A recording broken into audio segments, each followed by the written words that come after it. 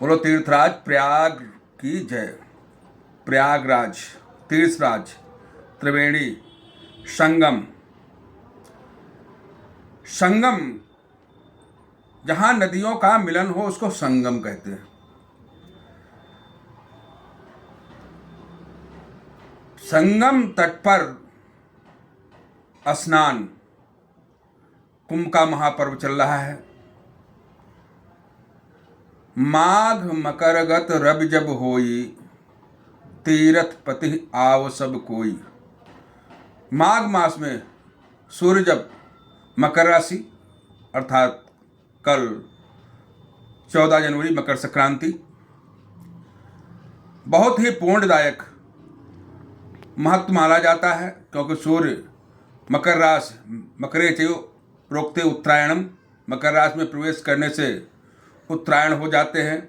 और उत्तरायण में देव दनुज किन्नर नर सेनी मज्जहि साकल सादर सकल त्रिवेणी।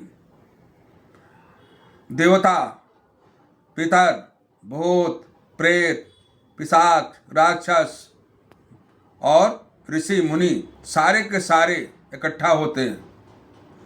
ऐसी जगहों पर माघ मास में, क्योंकि माघ मास बहुत पवित्र मास है और महाकुंभ का विशाल महाआयोजन। एक बार पंडित मदन मोहन मालवीय से किसी विदेशी ने पूछा कि कैसे क्या इनको सबको, इतने लोग हजारों जो इकट्ठा होते हैं, कितने दिन से पहले बुलाया जाता है? बोले कुछ नहीं, ये छोटा सा पंचांग है, इसमें लिखा रहता है, सब अपने आप होते हैं, किसी को बुलाने की जरूरत नहीं पड़ती। एक बार देवासुर संग्राम, देवताओं और असुरों में महासंग्राम चल रहा था, तो सबने मिलकर के समुद्र मंथन किया, उसमें 14 रत्न निकले। धन्वंतरी भगवान अमृत कलश लेकर के प्रकट हुए स्वयं नारायण के रूप में, और नारायण के रूप में जब प्रकट हुए तो देवता और राक्षसों में दोनों में अमृत पीने के लिए छीना झपटी होने लगी। इंद्र के पुत्र जयंत कलश को लेकर के भागे। शुक्राचार्य के कहने से असुर लोग भी उसके पीछे पड़ गए।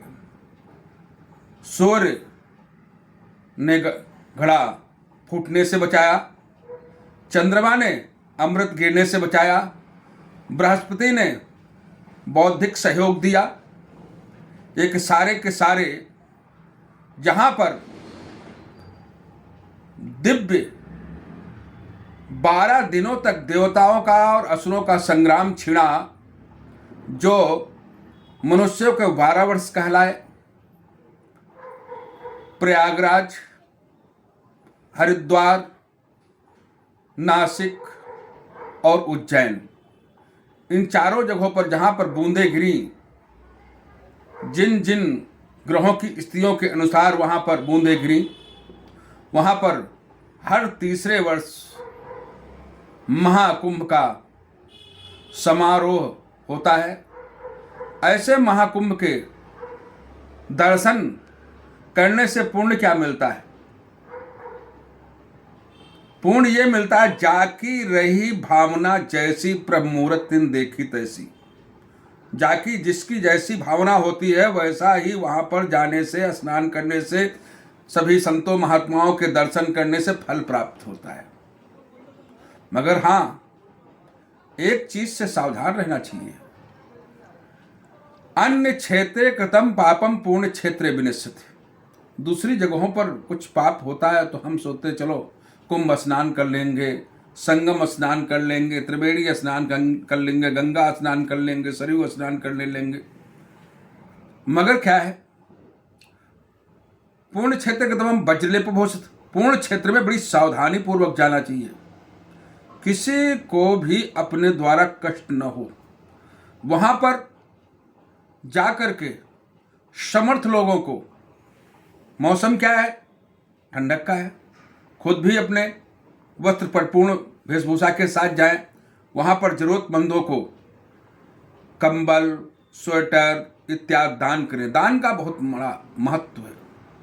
संगम तट पे दान का बहुत बड़ा महत्व है, क्योंकि ब्रह्मा जी ने देवताओं के साथ वहां पर यज्ञ किया था और नारायण भगवान प्रकट हुए थे। नारायण भगवान ने कहा था यहाँ पर आकर के माघ मास में जो भी दान पुण्य पूजा पाठ जप तप करेगा वो अच्छे गुना फलदायी होगा। आप लोग सभी लोग जरूर जाएं। ना जा सके किसी हालत में वो बैठे बैठे ध्यान करें, त्रिवेणी संगम राज प्रयागराज महाराज की जय जयकार करें। इससे अनंतगढ़ पुण्य के भल के भागी होंगे। और हो सके तो दर्शन करने तीर्थराज संगम तट पर जरूर जाएं। वहाँ जो जल सैलाब होता है, वहाँ की मृत्तिका का जो लेपन करेंगे उससे सारे पाप भस्मीभूत हो जाएंगे। मौनी अमावस्या 29 जनवरी बुधवार को पड़ रही है। मौनी अमावस्या का भी बहुत महत्व है। वहाँ पर मौनी मकर संक्रांति, मौनी अमावस्या, महाशिवरात्रि या जैसी भी व्यवस्था हो बीच बीच में भी जा सकते हैं। विशेष पर्व शाही स्नान वहाँ के जो महंत लोग होते हैं, जो मंडलेश्वर होते हैं, उन्हीं का जो निर्धारण चक्र होता है उसमें सुलभता से जानकारी प्राप्त हो सकती है। ओम नमः पार्वती पते हर हर महादेव। संगम तीर्थराज प्रयागराज महाराज की जय।